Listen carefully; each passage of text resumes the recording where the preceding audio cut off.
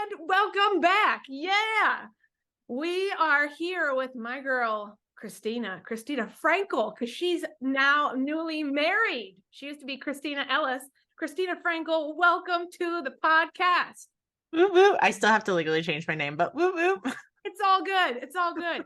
Christina, I mean, geez, you are doing it all. I mean, you say that about myself, but geez, you're a lawyer, you're a podcaster, you started your own publishing company, you just relaunched, I should say, a book, which is incredible. I got to be one of the advanced readers. Woo woo. Woo I woo. mean, you're just doing it all.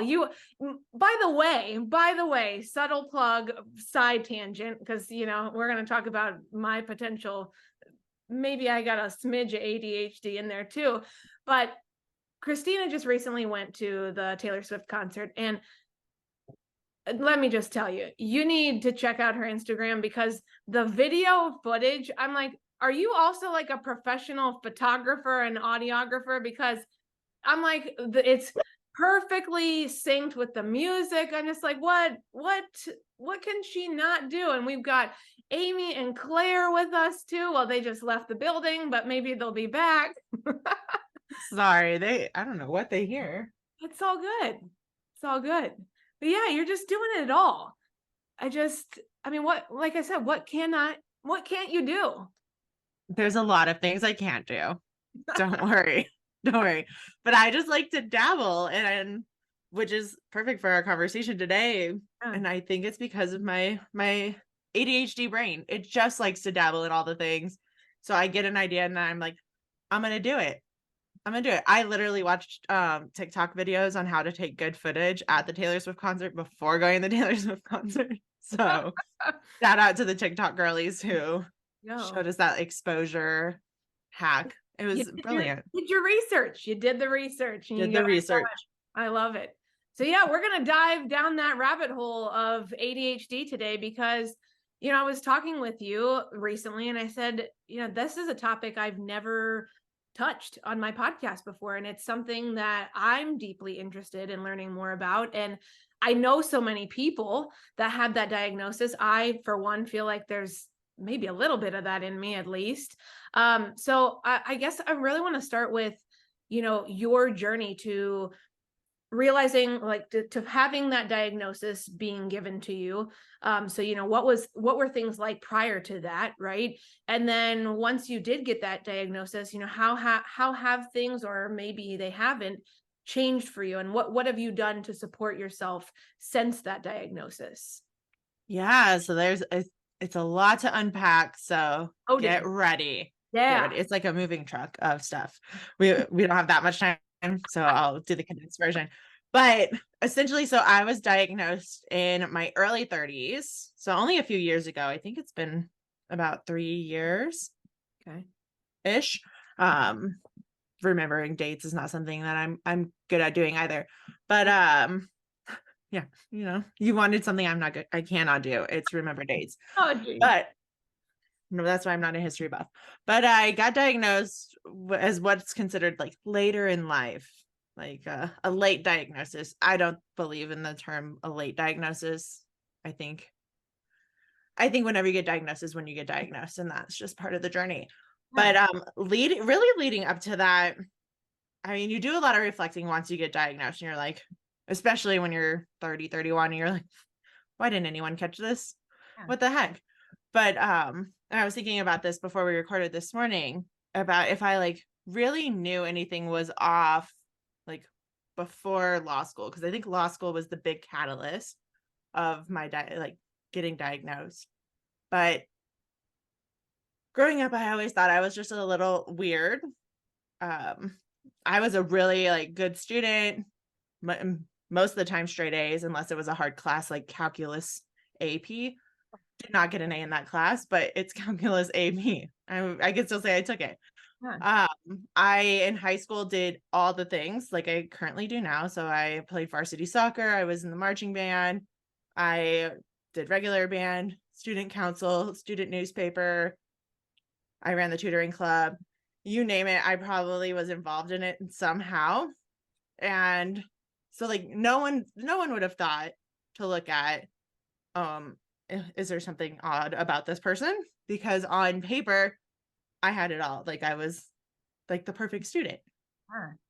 But I will say I had a lot of like at home, it probably was not that way.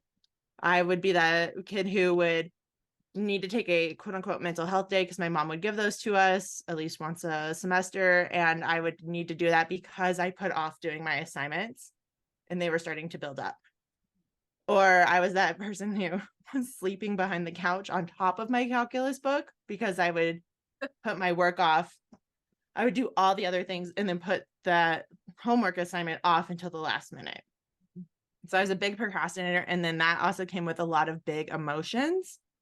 And I was not really good at regulating my emotions. If I felt it, the whole house had to feel it, which can be problematic at times, especially when you have siblings who don't want to feel that. Yeah. So like growing up, there wasn't like, those would be like the main signs now looking back on it that I would see that. But I went to college. I worked full-time job throughout college, paid my way through. I worked in a high-paced job. So I worked at Starbucks. So I was always just go, go, go. So there are a lot of times like everything I was doing was very like healthy for my brain because it was constantly moving. I was constantly doing things. So that's why I say when I got to law school, that's when things started to fall apart. In law school, they tell you your first year you're not supposed to work. You're just supposed to do school. It's that intense. And I was like, okay, cool. I'll take the break. I'll do the work. It's school. How hard could it be? Well, it's very hard. They want you to remember a lot of little details that if you're just reading a very boring case from the 1800s, you're like, I don't care about this. What? This one sentence makes the whole thing? Cool. Whatever. But I moved away from home. So I grew up in Las Vegas, moved to Denver, Colorado, quit working, moved in with somebody who might have been a little mentally unstable as well. Just a little. Her and I just did not get along either. So it made it very interesting.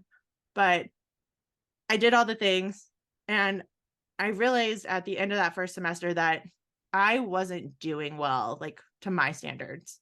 Yeah. I was exhausted. I didn't care about school. I mean, I think I was this far away, like very, very short fuse away from just saying, screw it, I'm going to drop out. Like, this is not for me. And so I was like, something's got to change. Like, I'm not myself. So I decided to go back to Starbucks part-time just to A, have some extra cash, but B, add some more structure to my life. And then we got first semester grades and I got one of the first C's I've ever received in my entire life.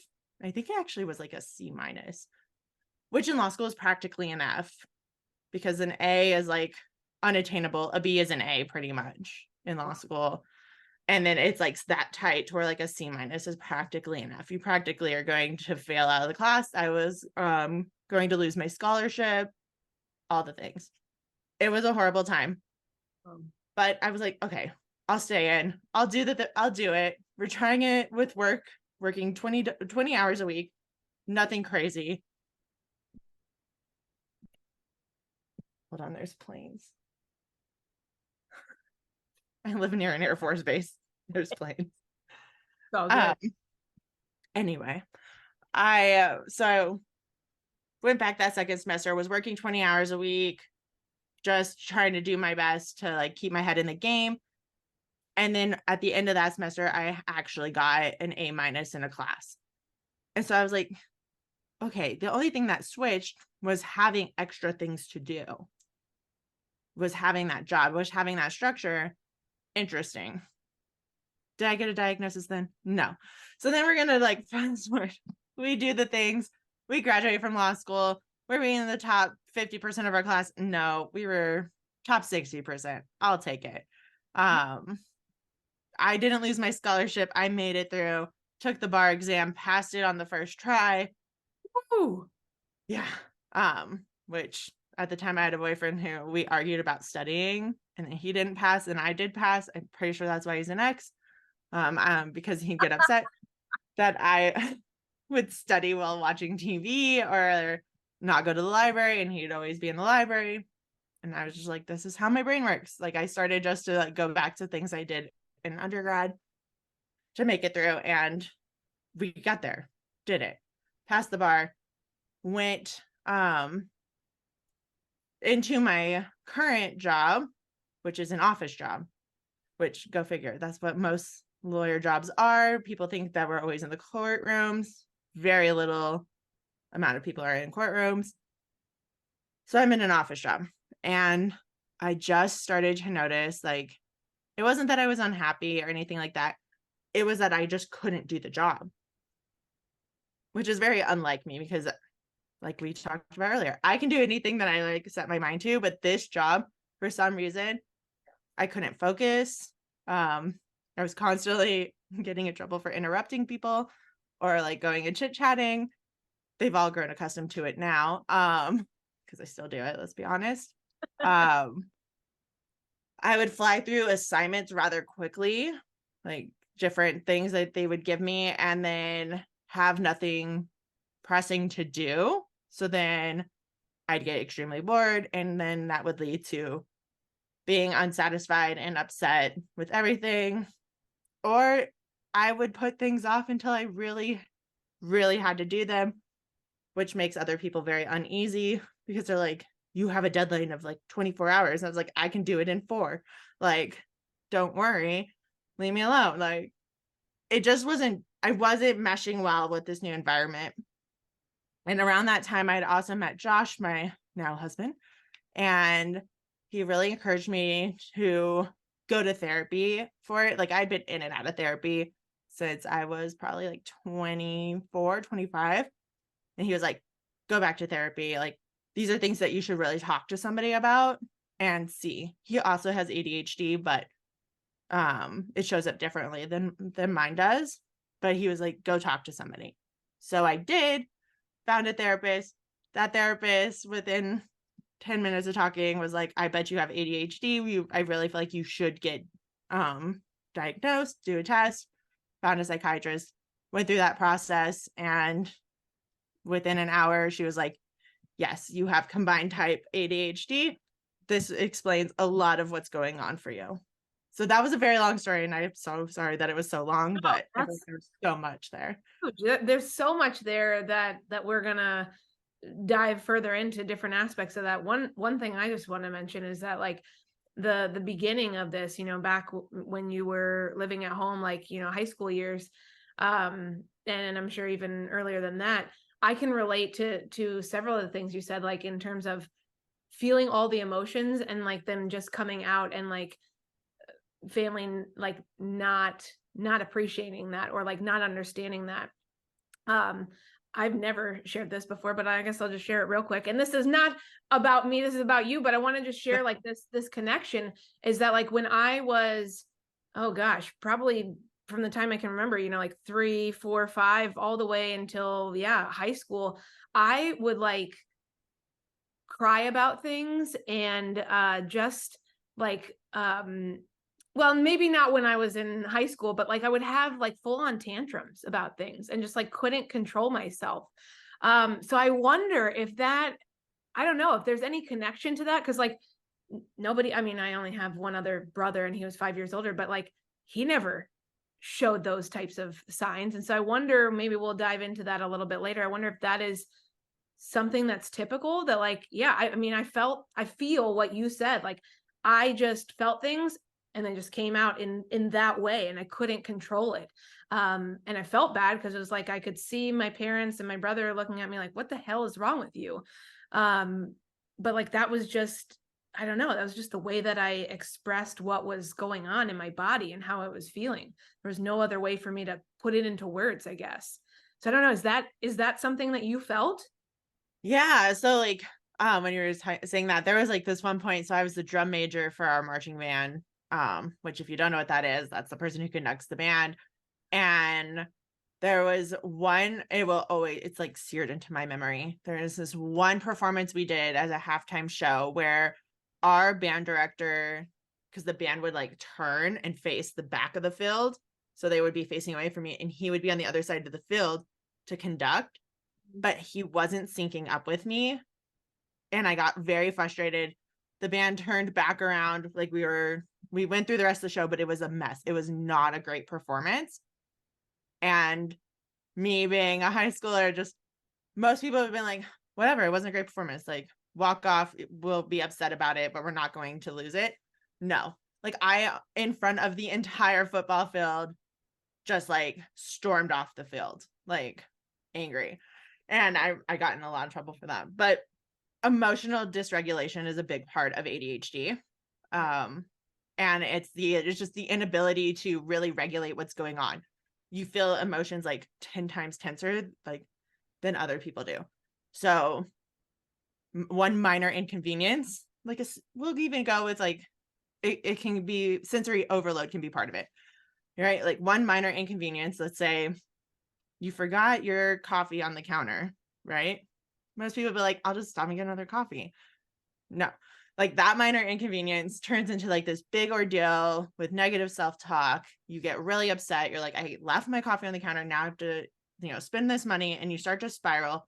And then sensory overload also combines with that. And like the tag that's on the back of your shirt now needs to be ripped out because it is scratching you. But it's all because you left your coffee at home and you're disappointed because maybe it was a really good coffee or it was the end of the coffee that you had, or you don't have time to stop and get a coffee. That one minor inconvenience, you're just, all the emotions just start spilling out, if that makes sense. Yeah, no, that makes sense. I also feel too, I was thinking about this last night before our chat today, and I was thinking, something else that I felt when I was in like grade school, but then in middle school and high school was math. I think I always told myself math was never my subject because my brother was so naturally good at it. My dad was a statistics major and has a master's in statistics. So I mean, talk about like, yeah, he's like this genius over here. And so I always like, I don't know, I was self-doubted myself in math.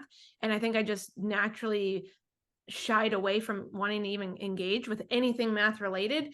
And so I remember even as early as like 5th grade, sometimes not understanding the math and then like tuning out in class because it was just too much. And then coming home and expecting, oh, well, my dad will just go over it with me and he'll just help me through it. But then I remember like sitting with him and even tuning out when he was sharing with me. And it was just like, I felt like it was this constant, like, me not understanding what was going on, but half the time it was because my brain would be going other places. I would be thinking about other things. And then my dad was like, are you listening? And I'm like, then I get all flustered and like, yeah, I don't know what's going on. Cause I was actually, my mind was thinking about something completely unrelated to this math because this is not interesting to me. I don't get it. So is that also maybe part of it too? Could that be a sign? Yeah. So the ADHD brain, we are wired to chase. So the reason you have ADHD or you're diagnosed is usually because there's a lack of dopamine and serotonin going to the brain, which can cause a lot of issues. So your dopamine receptors are typically in your frontal lobe. Now, it could be that your body isn't producing enough dopamine, so the receptors aren't getting enough. Or it could be that your body doesn't have enough receptors. So then your brain's still not getting enough dopamine. So there's a lot of different ways. Just because I hear a lot of people talk about, especially, and it's like on brand for you, like with gut health, producing that dopamine. Yeah. But a lot of times it's not always just that easy by fixing your gut health to get your brain enough dopamine. Sometimes it is the lack of receptors, but because we are lacking dopamine, our brains are searching for those dopamine hits, right? Anything that does not give a dopamine hit, it's like, I don't care about this. Like, no, I could care less about math, whether it's in class or it's my dad telling me this. I don't care about it. So my brain literally just shuts off. Talk away all you want. I'm going to go look for something else that's going to give me a hit of dopamine, or I'm going to go and look for something that is going to just distract me from this boring thing that's not doing anything for me. So it could be Oh, If it, and a lot of times like people will also say like, oh, well, that happens to everyone. We just don't focus on what we don't like. But a lot of people can pull themselves into doing it. They have that discipline regimen, or they're like, I just have self-control. Those are things that don't really work for the ADHD brain. We need the structure, but the just doing it and just forcing yourself to focus causes like emotional outbreaks, which that's true. can be very frustrating and very upsetting for whoever's involved. Yeah. So yeah, that was like a long way of saying that Oh, could be something, because it's not just like when people think ADHD, they think the hyperactive, kid running around the classroom, yeah. throwing things, just being chaotic. But like I said earlier, like I was diagnosed with combined ADHD, which means that I have both hyperactive ADHD and inattentive. So they come together. So there are really three types. And the inattentive, We got to dive into all of those. yeah. Yeah. So like the inattentive is usually usually found in females. And it's usually that girl who's like, sort of described as like always just being daydreaming and off in another world and not paying attention. And I mean, they all have the same issues. It all is just the way the brain is wired and getting dopamine. But that's one way of their or that's one form of ADHD is the inattentive type, which I think really does encompass the never paying attention to whatever it is at hand. The racing thoughts that they're having, or the hyperactivity that a lot of women have, is in the mind. You're thinking about your to-do lists. You're not paying attention to this. You are maybe somewhat like me and creating stories in your head to put into books, not paying attention to the calculus homework on the floor. So you have the inattentive, you have the ADHD or the hyperactivity. So ADHD and ADD, just side note, are now merged into ADHD. It's all the same thing. They got rid of the separate terms. Just call it ADHD with the three types. There are people out there who believe there are even more types, but right now, scientifically, they go over the three. So you have the hyperactivity, which could be the kid running around. It could also be the racing thoughts in someone's mind. It could be the need to go, go, go. So the person who jumps from hobby to hobby, job to job, they just have that hyperactivity. It's not like just a sugar rush and you're like, woo, crazy.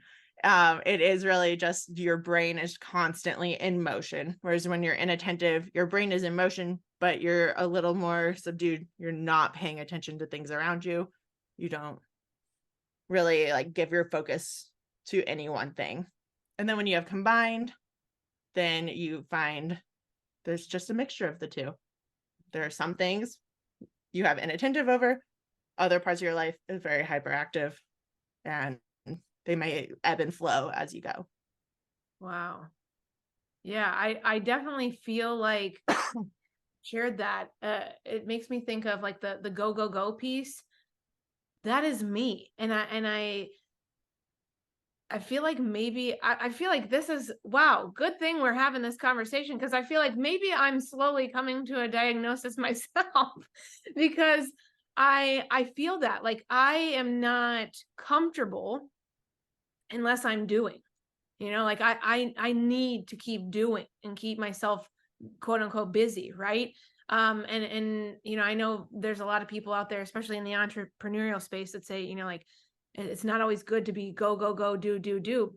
But if you have this diagnosis, that's actually how you, well, some, depending on what type you have, that's actually how you could thrive. So I feel that. Like, I feel like that's what allows me to thrive, is when I'm go, go, go, do. Cause I feel very uncomfortable and very much, like, not at ease when there's not enough to do. So, Yeah. wow. Yeah. And I feel like I feel like the entrepreneur world is really good for the ADHD brain, and keeping it moving and busy and tackling problems. It loves a puzzle. It loves to Yeah. figure things out.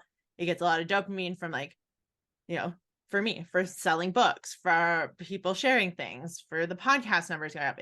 That gives a lot of dopamine to my brain, but also just being able to create gives that space as well. Sure. But there is a lot of movement I feel like the entrepreneurial world is just like so split on so many different things. And we forget that like we have to like make room for everyone at the table. So for some people, it is just go, go, go. Yeah. Like my brain just likes to think of the next thing. Hence why I always carry a journal with me. So I have an idea book so I can jot it down, because my brain is always wanting to produce, produce, produce. I do know that my energy levels do not allow for that to happen.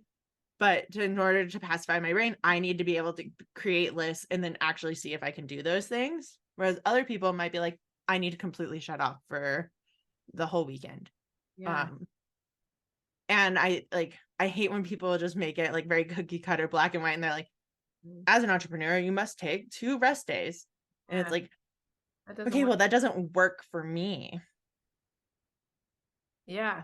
No, I appreciate that. And yeah, I mean, there definitely, you're right. There does need to be space at the table for every kind of individual in any profession. I mean, not when it just comes to entrepreneurship. And so I appreciate you bringing that up and drawing attention to that, because yeah, I like I shared just now, I sometimes feel called out when, I hear people like, you shouldn't just be doing. I'm like, but that's what brings me satisfaction. Like that's what brings me joy. I'm not actually tired at the end of the day when I've done X, Y, and Z things. That actually makes me feel fulfilled, and brings me the joy that I'm looking for, and the dopamine hit.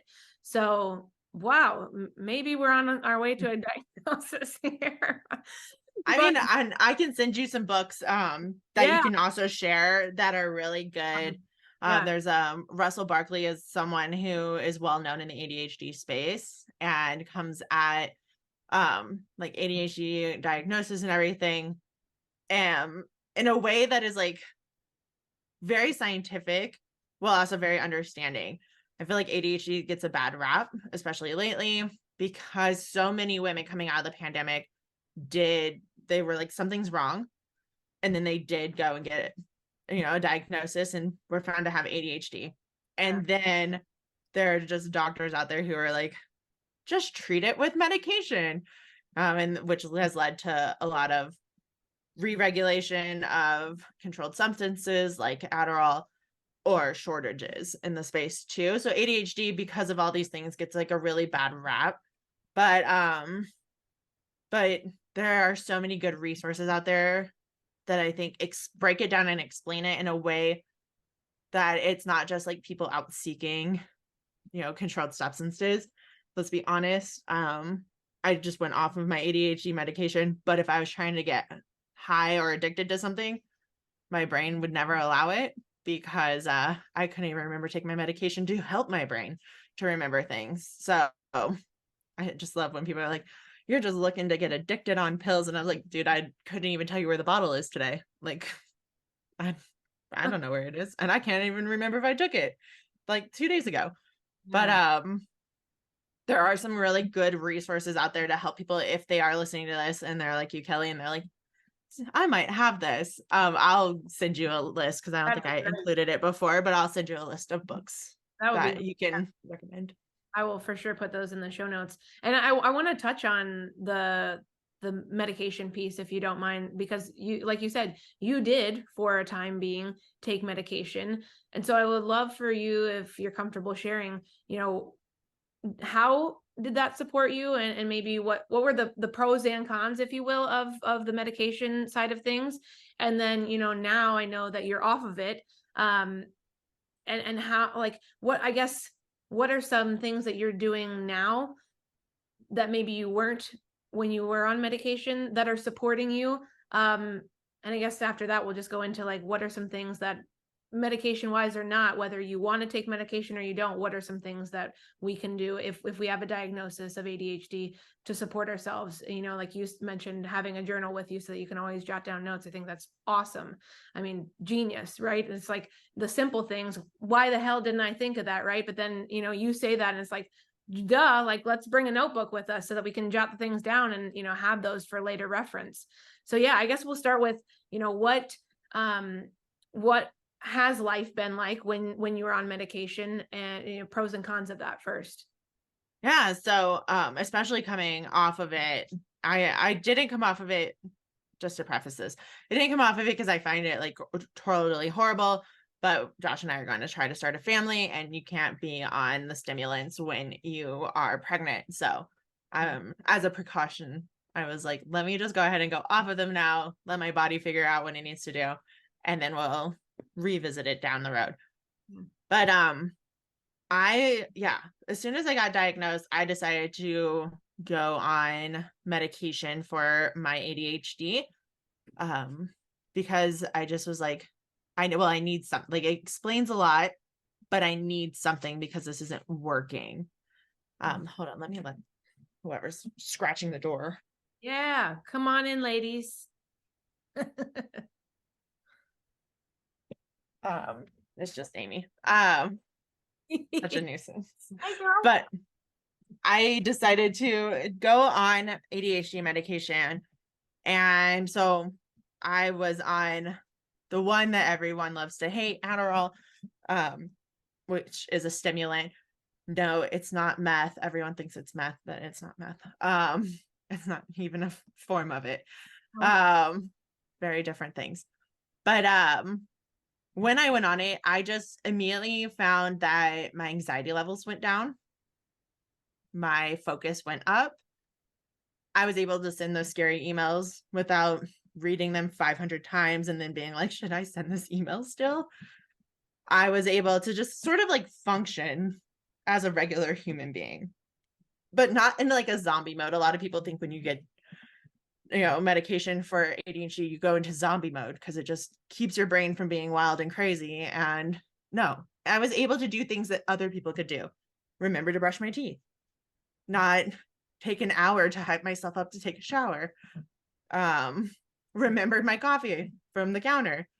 Like little things that other people could do, I now magically could do. And I was like, I have been gypped my entire life. Like, this is how easy this is.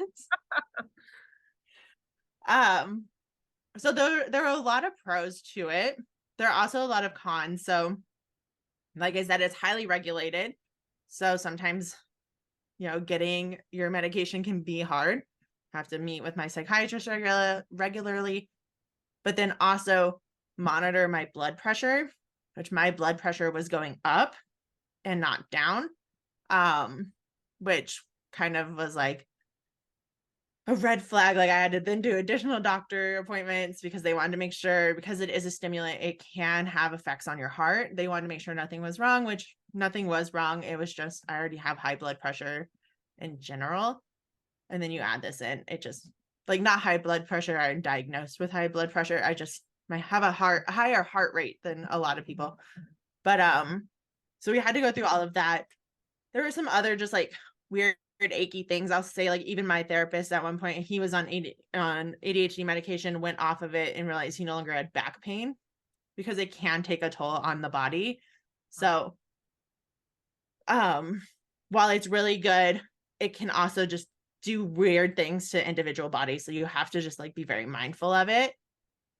Oh, and I guess I should say, before I went on this medication, they tried a different one because they'll try a whole bunch to see what works. And they put me on an antidepressant first, and that really messed up my entire like emotional system. So like, and I broke out in hives. So that didn't work. The second one worked magic until like I just started having like weird jaw pains. And I don't know if it was because I was like clenching my jaw, not realizing or what it was. And then the high blood pressure piece. But overall, like now being off of it, I'm like I kind of need that something to help me focus because it's really actually difficult. And I didn't realize how well the medication was helping until I went off of it. Wow. Whoa. Okay. So like the ins and outs from someone who's actually taken it and been off of it. So now what have you done since then to support yourself in, staying, I guess, as regulated as you can, or just, maybe even coping is a better word to use. Like, what have you done to cope not having access, or choosing not right now to use the medication?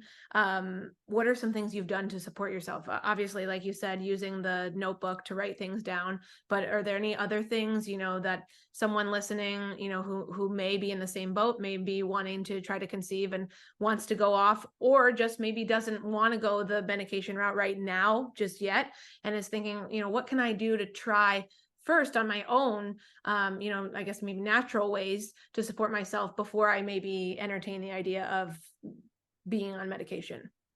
Yeah, so there's so many things you can try. And I always want to tell people, like, figure out what works best for you and your brain, because they are, while we all have ADHD, or you might have it, it does show up differently. Like I was saying, like Josh has it and it shows up differently between the two of us. Like, you think of ADHDers as being unorganized. No, Josh is really well organized.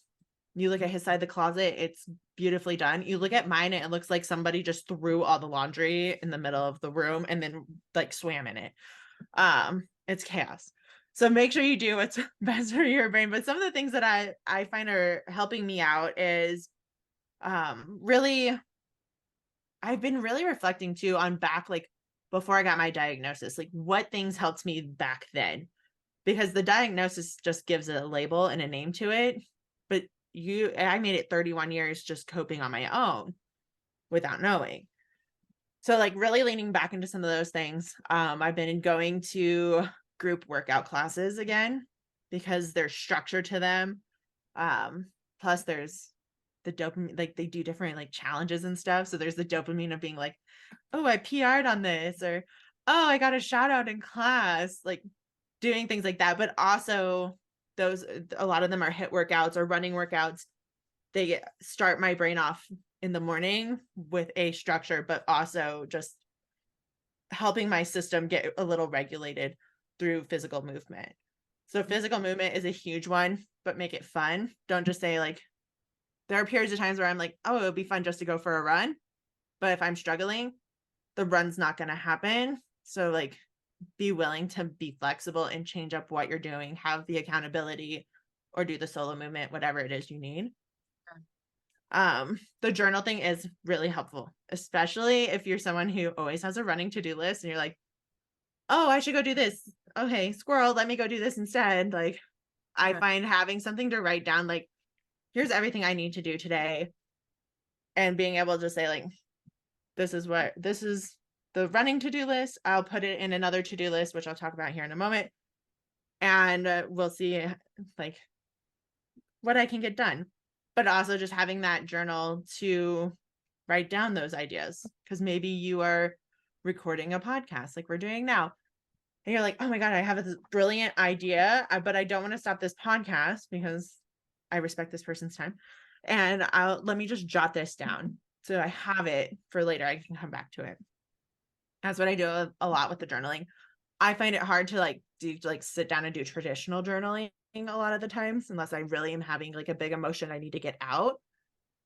It just sitting down and writing 3 things I'm grateful for doesn't always work for me, but it could work for other people.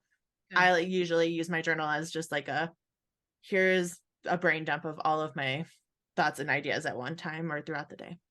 Something else, this might be very controversial because caffeine is hated so much, but caffeine is another stimulant.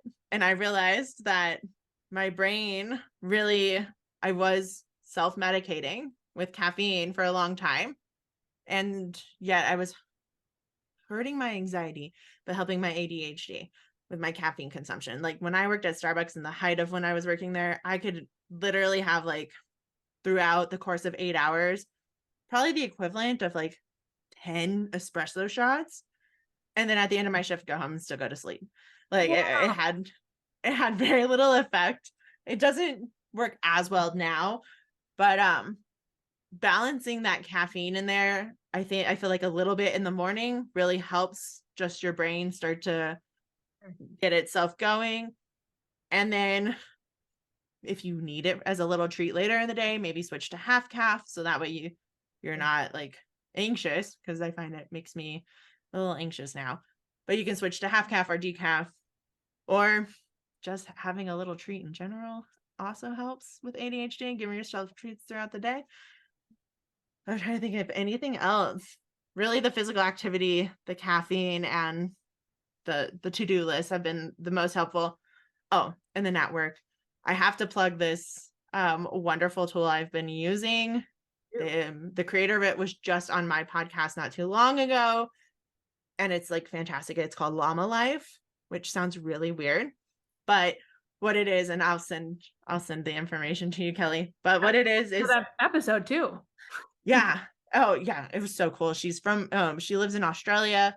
She taught herself to code during the pandemic and then created this as like a tool for her to use. It's crazy.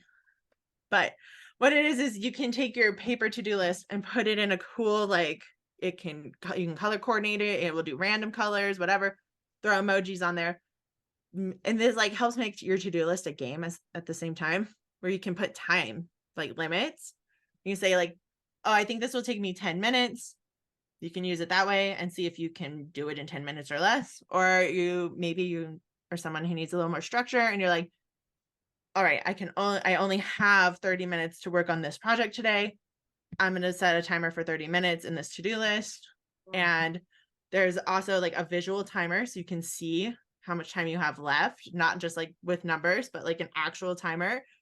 And it will chime, or you can set any alarm when that time is up. So that way it makes you stop.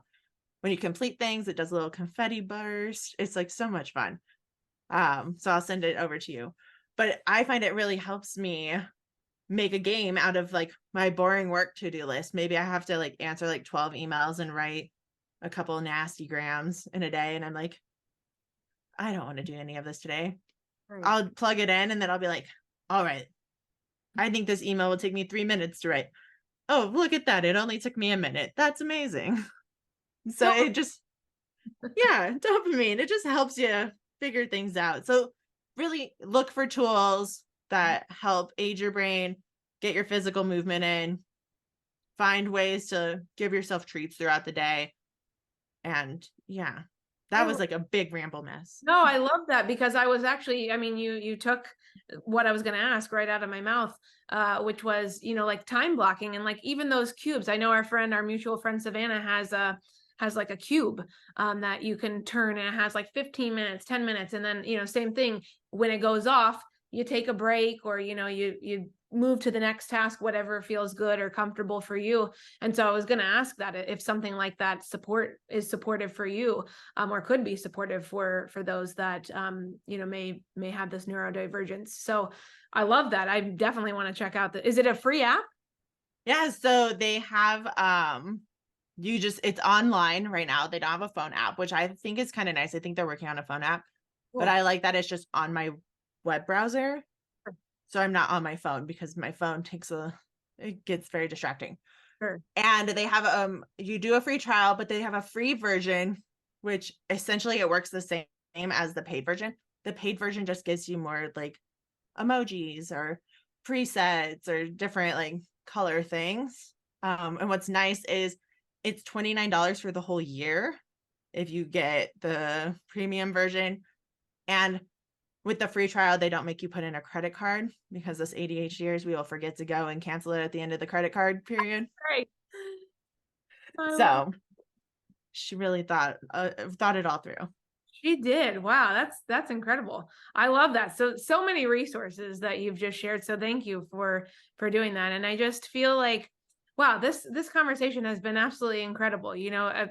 First of all, if you didn't know, now Kristina is also a researcher and scientist. I mean, like, listen to this whole episode. Like, she's just given us a wealth of knowledge, but I think it's also because you've lived it. And I think it's clearly of interest to you, because your podcast is about this and you're living this life. And so, of course, why wouldn't you want to support yourself in, living the best life you can with this frame of mind, but also, being able to help other people. It's just the way that you and I are. We naturally want to be of service to other people. So I appreciate you sharing all that you shared today. And as we start to wrap up, I would love for you to share, the publishing house, your new book that is coming out. At the time that this will release, it'll already be past pre-order, but please, please, please go and purchase the book. It's incredible. Like I said, I've been an advanced reader. I was privileged and lucky enough to be asked to do that. And that is just like a gift from God. I love that I was offered that opportunity. So plug all the things. Tell us the podcast, tell us your Instagram handle, the publishing house, and your book. All the things. So if you want to learn more about ADHD, go listen to my podcast. So I started it after I got diagnosed, and it was a way for me to really do all this scientific research and have that accountability, but also to help teach others, like, if you feel like something's off, make sure you go and you ask about it. So there's a lot of good ADHD content over there, as well as like other mental health content, because our ADHD is only one portion of who we are. We're so much more than that. So that's the NBD podcast, which you can find wherever you're listening to this podcast. And on Instagram, it's at the NBD life. So NBD, like no big deal. That's what that is. I'm sure I'll be down in the show notes, but we'd love to have you. We just have a good time over there, making fun of ourselves, learning, living, doing all the things. Love it. I love it. And then the publishing company that I'm starting. So because I can't sit still, but also because publishing a book and all of that has been a dream of mine for forever. I am starting Stardust Publishing, which really, my vision for Stardust is not to be another publishing company, but to help people where they are with their book idea and turning that into a dream, or that dream into a reality. So if you're someone who doesn't want to traditionally publish, I have a self-publishing consulting branch of that. If you're someone who just needs a little support in editing and formatting, we have packages for that. If you are someone who I have an idea, but I don't even know where to get started, we'll be launching courses and workbooks to help people take their book idea into a book. Or if you're someone who's like, just want to publish a book and I don't want to have to do anything with it, I don't want to have to self-publish, all of that, we've got you covered. So it's really a one-stop shop for people to meet people where they are, which I think is where the publishing industry is headed anyway. And then my book, I just feel like I'm talking so much. All good. My book that Kelly has been so just wonderful to read, because the feedback I've gotten from advanced readers is just so much fun to watch, like it unfold, like as you guys are reading. I had someone recently at the time of this episode who was like, I got to this part and here are all my thoughts. And I was just like, this is like right on track with where I wanted your thoughts to be. This is so exciting. But the book is called Forever London. Hopefully I write the other 4 books, but it's book 1 in a series of 5. Right. It follows 4 characters to London, which I started writing this book, fun fact, when I was in London in high school. So that's where it came up from. But it follows these 4 characters. Well, not really. Some of them to London, some of them are already in London. But through this relaunch of a magazine. So like this, think about this as like when social media was there, but not huge yet. So they're on the brink of that. And they're relaunching a magazine, and there's nice drama, forbidden romances, drunken confessions, all the juicy stuff you get of reality TV, but in a book. It's so good. And I'm super excited for what comes next too, like the next part of this series. So will these, I was just asking for myself selfishly, will these be like other magazines that are relaunching, like the next, like in the series? What can you give away those details? Yeah, I mean, I can give away. So each book will be called Forever and then a city, because the magazine is called Forever. And think of like when you think of other magazines that are international, you have like Vogue Milan, Vogue this. This follows that magazine kind of like trope. So yeah, Forever London, which they're relaunching a magazine there. Forever Madrid is the second book. So Oh, we go to Madrid. I don't want to give away too much, but some of our characters from book one make it to book two. wow. Um, and then we have Forever New York, LA, and Sydney. So those would be all of Okay. those books. Oh, cool. Well, I'll be getting all of those. Thank you very much. You're welcome. Like, wait till you see the covers, because Haley, who did the cover art for Forever London, she's done all of the other 4 covers. I have them, like I have the photos of them, and they are brilliant. She did Yeah. such an amazing job. Well, the Forever London one's gorgeous, so I can only imagine. Yeah, That's it's been a lot incredible. of fun. Ah, well, I mean, so much to celebrate that you're doing, and I mean, so many ways clearly to connect with you. So all of that will be, of course, in the show notes. But just Kristina, thank you. You're a dear friend to me. I mean, I'm gonna plug you, like sending me happy mail. I'm wearing my bracelets, my friendship bracelets that you made me, color coded, mind you, to my podcast colors. Like, I mean, the attention to detail just on point. I adore you. You are just such an incredible human. I'm, like you said in your note to me, I'm so blessed that we crossed paths and that we are friends. I mean, for life, from here on out till I croak. We are connected. We are connected forever. And I just thank you. Thank you for coming on, sharing your, wisdom and your experience in, being someone who is neurodivergent, helping me to kind of feel like maybe there is some of that in myself. And anyone who's listening, I think this is something that I secretly wished I had access to, and now I do.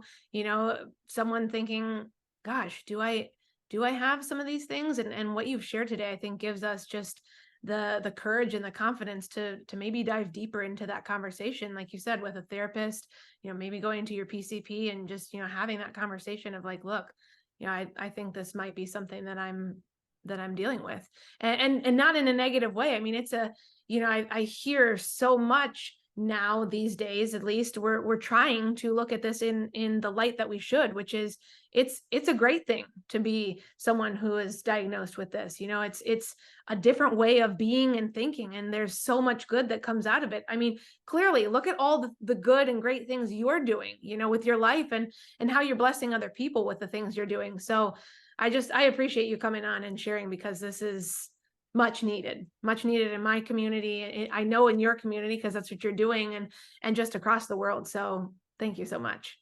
No, well, thank you for having me, and for, just helping people feel more comfortable with who they are. It Absolutely. means a lot. You're the best. No, you are.